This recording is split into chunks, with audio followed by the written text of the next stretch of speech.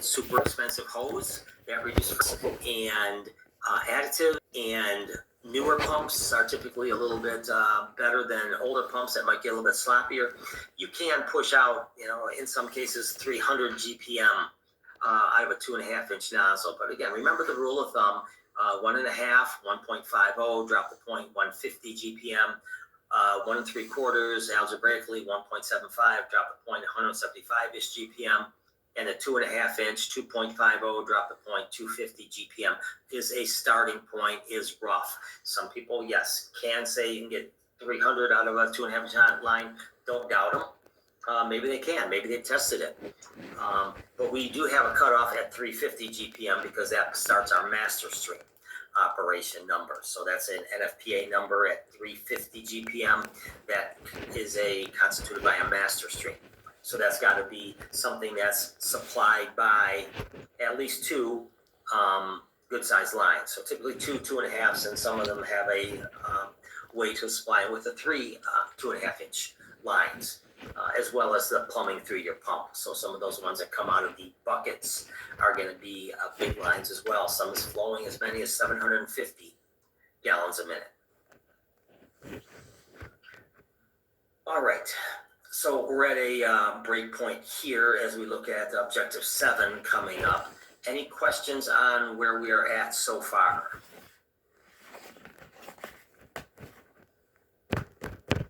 All right. Not seeing any. We're going to push a little bit into the ground cover fire attack, and we're going to end after this one, I'm guessing. So ground cover fire attack, if you look all the way back to chapter 4 that talks about a personal protective gear, it introduced each piece. It showed you what a helmet looked like and what a Nomex hood looks like, and gloves and bunker pants and bunker coat, and that our typical bunkers are made up of 3 layers in 2 pieces: the outer shell, the moisture barrier, and the thermal barrier. And then it showed you a different one, and they all are up to the NFPA 1971 standard for PPE for structural firefighting ensemble. But there's also an NFPA standard for wildland firefighting ensemble, and that's NFPA 1977. You don't have to know that one. But on that one, just go back in your mind's eye, because we saw a slide on it as well, of what a wildland firefighter looks like. And again, the main difference is they're not exposed to the high heat for prolonged periods of time like you would be in a structure. Again, the structure has walls and a roof, and so that's going to hold that heat in a little bit more so than the outdoors, where it can freely go up into the atmosphere. So basically our stuff is a little bit bigger and bulkier, and we have an SCBA that we have to throw that 25 pounds into the mix. But how are we going to move? Well, within the structure, a little bit of walking, maybe some crawling, and then maybe back to the truck a couple times to get your cylinder changed, or to get a tool here and there, or something like that. Wildland firefighters, they don't have a refill for SCBA anywhere, so they wear a kerchief over their face and mouth, like many of us wear cloth face coverings these days with COVID-19 out there. And they need to be a little bit more fast on their feet and a little bit more nimble. So they pretty much are going to have a lighter weight ensemble than we do, so they can move a lot more freely than we do, because they typically do move a lot more. So that's our baseline on where we're at as we go into the ground cover fire attack. Now, some structural fire departments where you get your structural firefighting gear, you will go on some grass fires and some land fires here and there. Everyone's got wooded areas. Everyone's got park areas. Everyone's got those areas, the medians between your highways and your major streets and things like that, that can all burn in the dryness of the summer. So that would technically be a ground cover fire. But as far as acres and acres of it, that's going to be your wildland stuff, your national parks and your state parks and things like that. The rest of us are municipal firefighters, and we do have some park area and some wildland area that we might have to fight from time to time. But we typically don't have 2 sets of gear.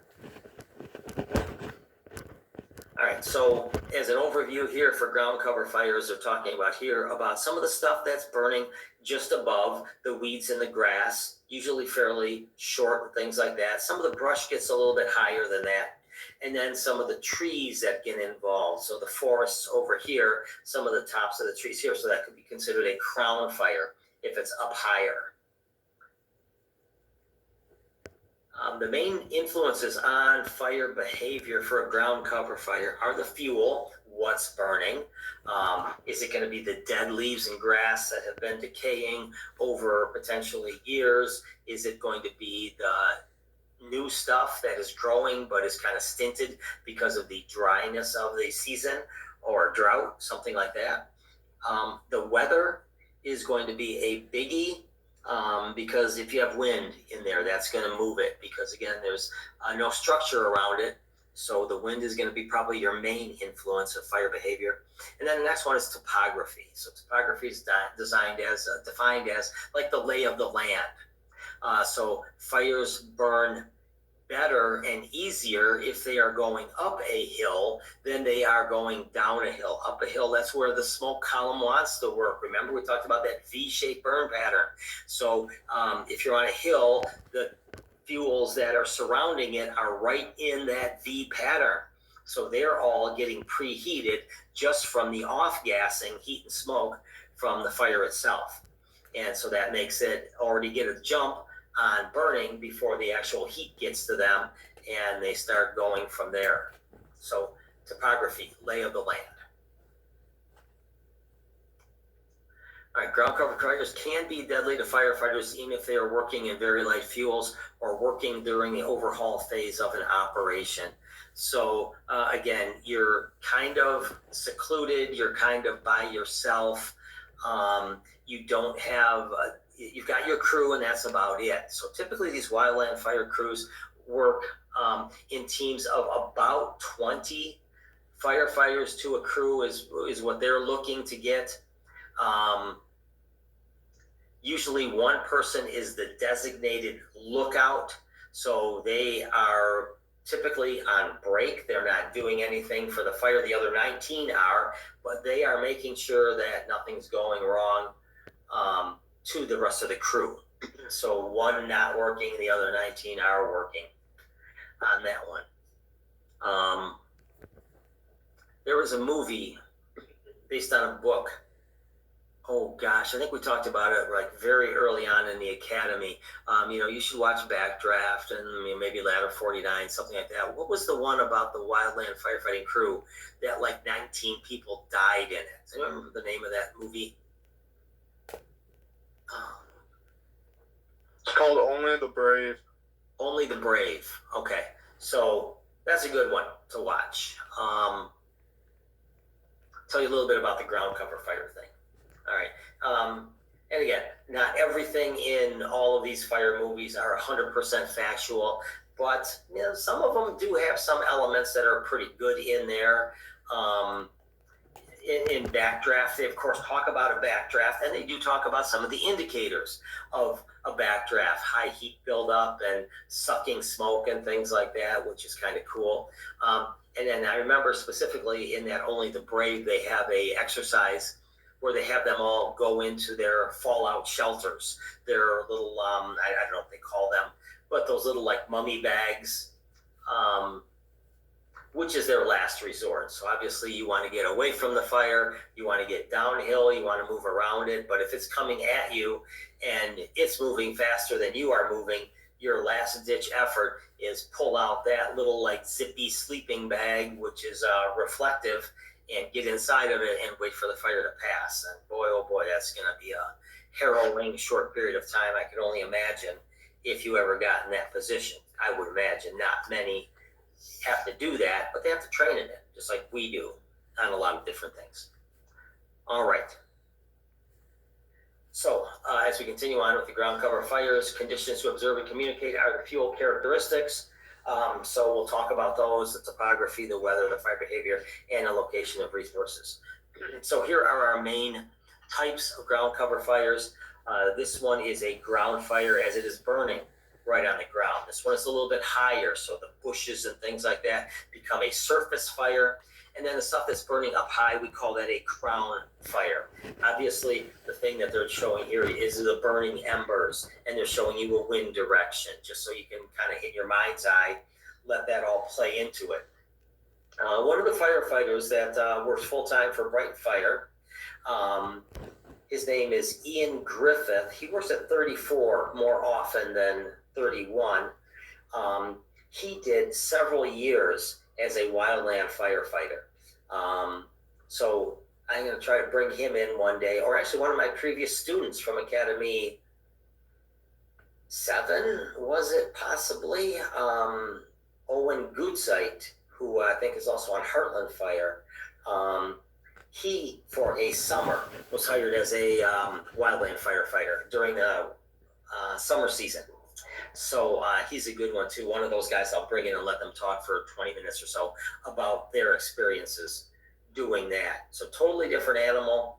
And that's what I recommend. I mean, hey, do that on one of your summers. Get hired as a wildland firefighting crew, a hotshot crew, and spend a summer doing that. And they worked around his schedule based on when school got out. He even showed up for graduation, which was obviously the Monday after your state practical test. He flew out on Tuesday, and he joined his firefighting crew, and he was out west. So Oregon, Colorado, I think he was in California and Nevada also during that summer. So neat stuff. All right, so those are your types of ground cover fires. Ground cover fires are ground fires, surface fires, and crown fires. All right, oxygen and fuel, always present. No way to get those out of there, really. We just have to, nothing you can do about oxygen fuel. Sometimes we can coat that with a fire retardant material. If you see what some of the tankers drop, what some of the vehicles have carried in the tank, and airplanes and helicopters, you'll see that it's a bit different than just water. Sometimes it is just water, but sometimes it's got a retardant on it, which is a little bit stickier, kind of like that foam concentrate-ish, kind of like slimy, half-hardened jello or syrupy consistency. That's to help make it stick better and not just get absorbed right by the ground. Usually they have a color to it so you can see it. So it's easy to spot from, if you are on a plane, you'll know where to lay the next load of it, because you don't want to put it over what's already been laid down. You want to move on one side or the other. Natural or human-made ignition source. Okay, so natural, lightning strikes, and human-made is matches, lighters, rubbing sticks, whatever else we're going to do. And then you get a ground cover fire. So you've got your aerial fuels, your surface aerials is your crown, your high up stuff. You're not going to put that out. They're just going to try to let that burn and make sure that none of the embers set anything else on fire.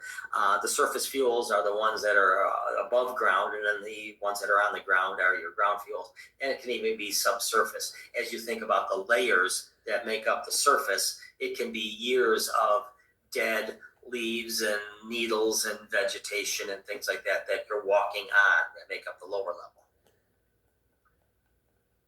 Factors that affect the ground cover fire burning characteristics: the size of the fuel. Again, the smaller the piece of fuel, the easier it ignites and the more rapidly it burns. So again, the examples I used were sawdust as opposed to kindling wood, as opposed to a tree. So the one match is not going to start a tree on fire typically, might not even light kindling on fire, but it can do sawdust or paper. And then again, you start firing your fireplace, the paper, and then the kindling wood, and then the logs. The hope is the paper will go fast and furious, but be enough to ignite the kindling wood, and then the kindling wood will burn a little bit slower and a little bit longer, and so that will be long enough to heat up the logs to get heat throughout them, so the point where they give off enough fuels where those vapors can then ignite. The moisture content has something to do with it. Obviously, we don't fight a lot of ground cover fires when it's raining outside or when it has just rained. It's too much moisture in there. Compactness, how tight it is. So it's all got to do with oxygen, right? So that's airspace. So if it's crumpled on the ground and it's been laying there for a while, it's not as likely to catch on fire. The surface can, and then it can continue through radiation, start heating up some of that stuff down below. But again, I showed you a picture of some baled fuel and then some open fuel. And the open fuel lit and burned more quickly. Its heat release rate was higher because of the oxygen that was available to it, whereas the other one only had oxygen available on the sides because it was so compactly compacted. Volume, how much of it, and then continuity, the flow. How does it touch each other? Again, uphill is going to be a better continuity for fire spread than downhill. The continuity is going to be not making sense to make it an easy flow. Weather factors, wind, temperature differences, relative humidity, and precipitation. So these have to do with moisture, obviously. These have to do with heat. This has to do with wind, and there you can see some wind maybe moving this. Is that darker smoke moving in that right side of the slide maybe? So something like that.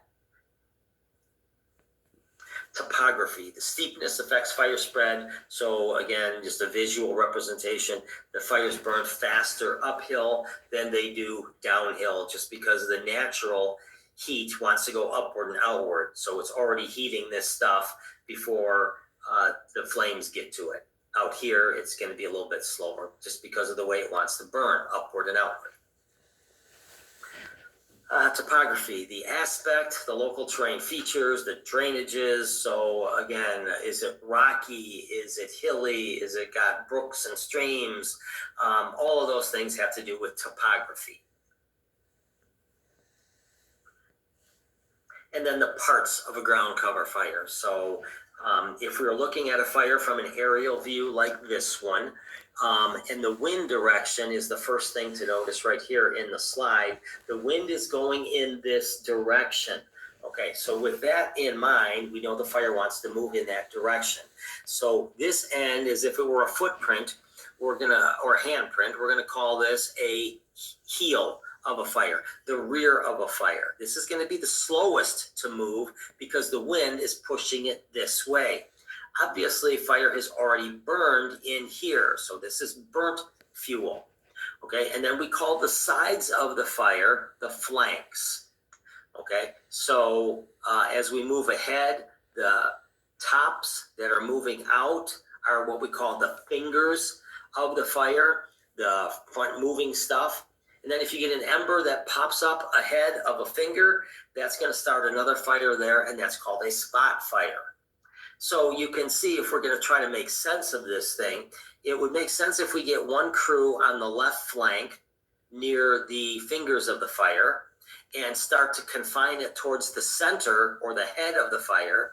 And we get another crew on the right side on that flank, and they start extinguishing the fire and pushing it towards the head.